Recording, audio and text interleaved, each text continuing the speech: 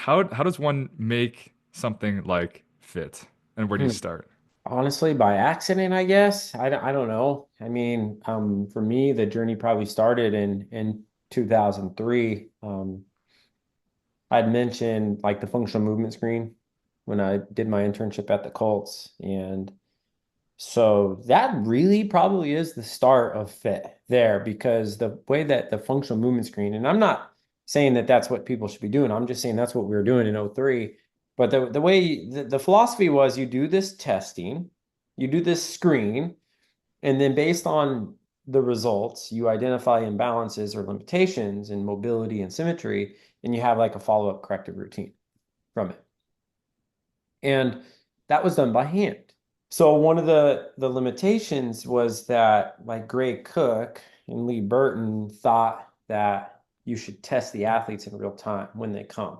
Test them, find out like if that's their limitation, then test it as soon as they get in, work on it and test it. And as soon as they test out of it, then they move on to the next thing in the screen. Like that's what they really envisioned. But we weren't able to do that because we would have a paper card and we would test them, and that's your routine now for the next several weeks, maybe 4 to 8 weeks at the Colts.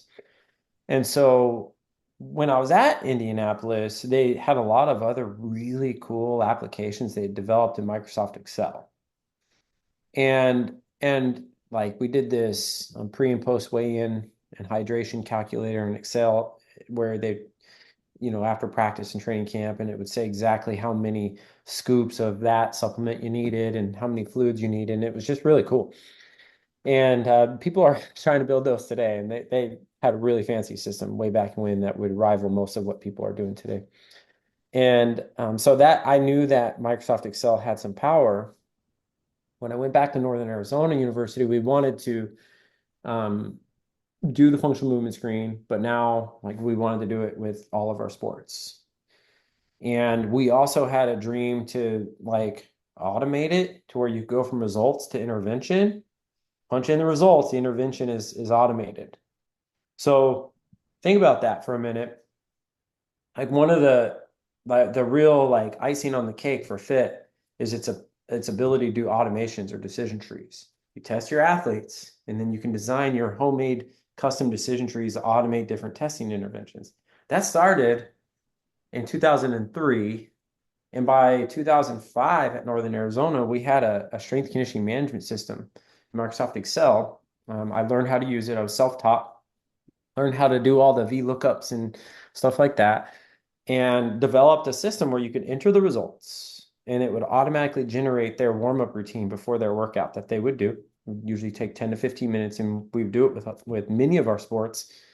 And then we weren't quite real time, but we would test the athlete that week. And if they passed, they would finish up the routine for that week. And when we printed their sheet for the next week, their new routines would be there because they passed the result. So we using Microsoft Excel, we were able to accomplish that. But I got really good at it. So I developed this really comprehensive strength conditioning management system in Excel.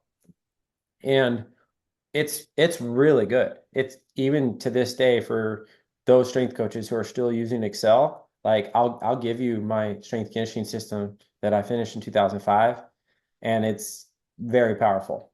Like you can do 52 weeks of training for multiple different groups in one system, training one workout card per week, up to 4 workouts a week with decision tree automation. Like it's powerful, and it's 20 years old. So, but we kept going. So when I went to the ski team, we had a different approach, developed a whole new strength conditioning management system. My skills are getting better. Decision trees built into that. When moved to the University of Utah, then it was again developed another one. We called it the Coliseum. That strength conditioning management system, it has been stolen. In fact, my strength conditioning management systems have been stolen by coaches through the years, so they reemerge every once in a while. You're like, Uh, this looks familiar. yeah, I got a call. I got a call from the US OPC some years ago, and they said, "Hey, like one of our strength coaches needs their spreadsheet, but we see in the authorship that you created it. Do you think you can help us fix it?" It's like, yeah, sweet. Yeah, I can help you. But then also I was teaching Excel courses at the CSCCA. I did it 2 years in a row, like maybe 2015, 2016. Wow.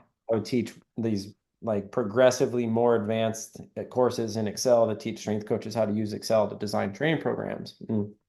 While I was at the ski team, in my last year there, I kind of had this dream to create a strength conditioning management software, and had an intern, and she was interested, and we started to pursue it, but it fizzled out. It went idle, and that was 2013. And then we just kept building the Coliseum at Utah, and we rebuilt it a few times, and it just got really powerful.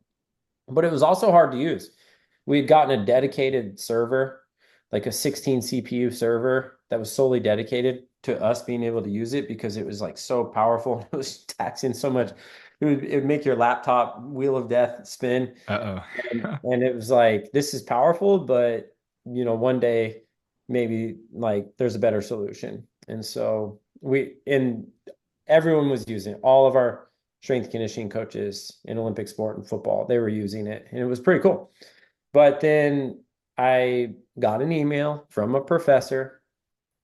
His name was Les Podlog, and he said, "Hey, I got this email from this person who is looking for athlete data because they're trying to develop some type of training software." And I was like, "Okay, well, I'm willing to talk, introduce us." So we meet, and that was Todd Miller. Right. So Les Podlog was like, well, I don't have any athlete data, but Ernie probably does. He's the director of sports science. So let me just pass this on to him. So thank you, Les, for doing that. And then Todd and I got to talking, and then we started to explore how to make this a company. It's like, okay, we agreed we want to go into business together. So this was 2019, and probably February of 2019. And by that point, Todd had already done some work on the product. He had founded the company before that, but nowhere to what it is today. And so we agree we're going to work together. We want to partner on this product and on this software. And so the question was how. So at first he was like, what if I could, find funding to pay you for 3 years, get you to quit your job? And I was like, well, that's awesome. But I'd quit the ski team to become a sports scientist, get my PhD, and I went through all this. I was about to defend for my dissertation in 2019, and it's just like, I've been on quite a journey to be a sports scientist, and for for the sport organization, I'm not about to jump ship and go and be an entrepreneur just now. So what is there a way that I can stay in my job and still pursue this with you? And Todd was open to that. And so, in order to make that happen, we had to navigate the university ecosystem, learned a lot about tech transfer, IP, conflicts of interest, but we navigated it all, took all the steps, went and strategically, like, you have to look at the optics. Like, you've got your director of sports science suddenly developing a software.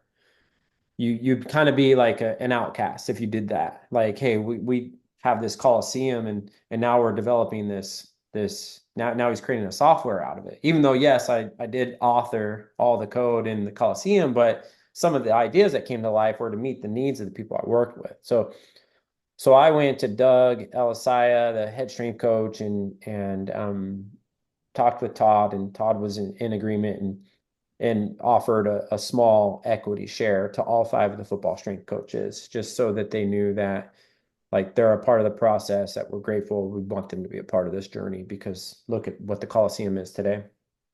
They were all for it. And then, we started doing our steps. So we put together a presentation for Coach Whittingham, presented it to him. We want to launch this into a product. He said, yes. So you got the head coach. Yep, go for it. And then, we're doing all the work with the university tech transfer to make sure everything's by the book. We're at a bowl game in Texas. Coach Whittingham said yes. So it's now the next guy up, the sports supervisor for football. We go to him on the sideline during practice, tell him what we're doing. Coach Witt's on board. Yeah, go for it. Get it done. And then, so we're working, and getting everything buttoned up, and all the paperwork and all the legalities. And then finally in summer of 2020, COVID. So too bad we missed that. Like if we would have been a little earlier, we would have been more prepared to catch everyone's needs in COVID. But nevertheless, we launched to market because it took us about a year to go through all the steps with the university and get kind of the handshakes and the approvals from the head coach and people within athletics. But that's kind of how the company came to be. And then just a lot of missile testing. I believe, if I recall correctly, it was actually Utah Volleyball was the first one to actually use it, and then the development Utah football, like the developmental program, was the next program on campus to use it because we wanted to missile test it. The newest version of the Coliseum wasn't that old in Excel. We just launched it like in January, but now all of a sudden Fit's coming out. And so I think in fall of 2020 is when we started testing it with the Devo program, and then we fully adopted Fit with the football team in January of 21. And that was kind of the process. And then shortly after that, Olympic Sport adopted it. So we were able to get adoption within Utah, the product that was, invented and transferred from Utah. So we figured we navigated all that. And then um, I just started calling all my friends and showing it to them. We had some early adopters, got some early customers, and then the product, lots and lots of feedback from us using it on the floor every day, the pain points, constant manipulation to the software to make it better for the customers and those who are using it. And we've just continued that. We do pride ourselves in being agile, responding to our customers really quickly, allowing our customers to get to whoever in the company they want to get to. So, consulting with our customers about their needs, helping them actually bring their ideas to life in the software. And we've been credited by most of our happy users that we do have that approach, that we genuinely want our customers to be successful with the software. And we're still pretty small, so maybe that's why we can still pull that off. But we seem to have pretty satisfied customers. So it's been a really cool journey and learned a lot. And cool. Once again, just a part of that extraordinary career, right? For sure. So, I would fall in the bucket of one of those satisfied customers for sure.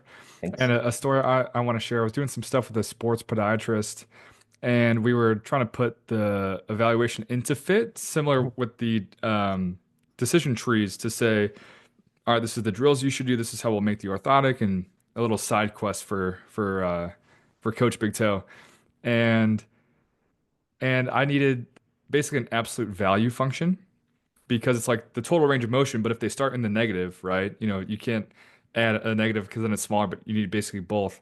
And I think I just like hopped on Zoom with Todd for like 40 minutes. And then like the next day he was like, all right, check it out. And he just like had an absolute value function in there. So that's just the kind of people and service that Fit provides. But um I think, and I describe myself as a coach with a sports science problem, but the fact that I'm a sports scientist makes me a better coach because I know how to do things more reliably and stuff. But because I'm a coach, I'm a better sports scientist because I know what it's actually like. I know how to keep training at a high level despite trying to collect data and kind of do all these things. So it was probably one of the biggest parts of the process was you staying in coaching and not going all into Fit, or the fact that you had a network and you had your own experience using it, because every sports scientist and coach, it's like, oh, well, this coach doesn't get that the data is important. And the coach goes, well, this sports scientist doesn't get that I have to coach at a high level. So just the fact that you could walk the walk, I think is important. And you had that network versus like if it was just two random guys super amped up about a product, just cold emailing people. But so super cool that there was the offer to do it kind of full time. But so throughout that process, what step or stage was your most enjoyable, and what step or stage would you not wish upon your worst enemy? I don't know. I mean, I guess I don't think in those extremes really. Like I can't say, like I can't look back on Fit and think of any moment where I'm like, you shouldn't try to invent a product for these reasons. if that makes sense. I've learned a lot of lessons, and most of them are good lessons. I've gained a lot of respect for our competitors. Probably, I know you gain respect for your competitors in sport, but when you're in market, like truly understand what real like competition is. We have some competitors in the field that are a lot older than us, and they're pretty saturated. So and I've developed a lot of respect for our competitors. I do believe we have a better product than our competitors, but I do have a ton of respect for them. And some of those companies, by the way, we're just two guys, right? I think one of our competitors, it might have been two student athletes, and they were tired of getting the same programs no matter what, all the athletes were getting the same programs for their strength coach. And so they wanted to create a software to give strength coaches the opportunity to give athletes in different sports what they really needed, right? And I think that may actually be the story for two of our competitors, but a ton of respect. It's hard. Like you in hindsight, if I would have left my job and pursued fit 100%, would we be further along today than we were then? I don't know. Don't know really. But what I will say is that starting a business and surviving, so here we are. We're a couple years into this journey and we're still alive and we still are gaining customers. We, sign new customers all the time. And so it's just hard. It's slow. Um, if there was probably a lesson, it's more of a lesson in being patient and staying the course and sticking to it, because if you do, the product's going to get better and better over time. You're going to grow your customers more and more over time, and you'll eventually have a sustainable business, I suppose, if there's anything I could say. But the there's just probably like the excitement of getting to work with someone as prolific as Todd to like, here's our ideas, and having working with a software developer who could truly comprehend what you wanted to accomplish and then create something, and then you test it, give that feedback, then it changes until it's like, yep, this is how we want it. That's really rare. If Todd is a serial entrepreneur, so he um, co-founded and exited one business, very lucrative exit for him before pursuing fit. And I think he's pursuing some other softwares. But if Todd ever wanted a job in software development for a sport technology company, like in my mind, he could be the chief software development officer for any sports tech company in the world, because he is so gifted. And even to this day, he will make changes to the software in record time that I still have not seen any other software has been able to pull off. And it's just amazing. And you really got to hand that to Todd, and how he approaches work, and how he helps to communicate and document the code and stuff to make it possible for others to be able to work within the software as well. So that's really cool, because I've heard so many war stories of people trying to create a software, and then the software developers they contract, they just don't get it, and it's just like a crap product. For so many war stories of customers who subscribe to technologies, and technology has glitches or software problems, and they just never get fixed and they never really improve. Not Todd, and not Fit, because Todd, he responds just like you said, and it's quick. Our customers will tell you it's quick. It's really extraordinary. So if there was a lesson, like if you're going to create a software, find a really good software developer who's going to really understand what your needs are, and then be able to make the incremental changes that you need to get the product where it needs to be. Get a really smart co-founder for Yeah. sure. Yeah. Um, Lucky for me, someone who knows nothing about marketing or business or anything like that. Todd, because of his education, had some background in that too. so the last question before we wrap up, kind of to get a little bit into the business and kind of marketing and stuff like that. So, whether it's, coaching and having a brand or a side hustle or wanting to make more money, like myself trying to grow grow my business a little bit more, like just not having that business kind of marketing background. I'm just like a guy who really enjoys what I do, and I think I'm more genuine than most. But what lesson from the business side as a coach was one of the biggest light bulbs or biggest kind of like mindset shifts, I guess? It's really valuable to make sure that you put all of the like that you are compliant with all of the policies and legalities that need to go into having a business or pursuing a um, a new company or being an entrepreneur. So I think like lucky for me, I've got and I've hired a new one since I've been in Kentucky, but when I was in Utah, I hired a startup lawyer. And then, if it's a side hustle and you're employed, like do your conflicts of interest, do everything by the book. That has saved me so many times where people were like, "Wait, what's he doing?" They're like, "No, he's fully disclosed this. He's compliant from day one." Like just I think that take the time you need to understand what policies need to be adhered to and just do that and do it first and early and often. I mean, developing a product that was HIPAA compliant from day one, and our software was developed like within our first year, we were HIPAA compliant, and we went through all the required protocols in order to get that. So just like don't skip that stuff. Just take take care of all that stuff. If that makes any sense. Yeah, it's all the time in the front end, where it's like, oh, I probably won't get caught, or I'll worry about this later, but take the time up front and save everything from the back end for sure. I mean, that makes sense to me, and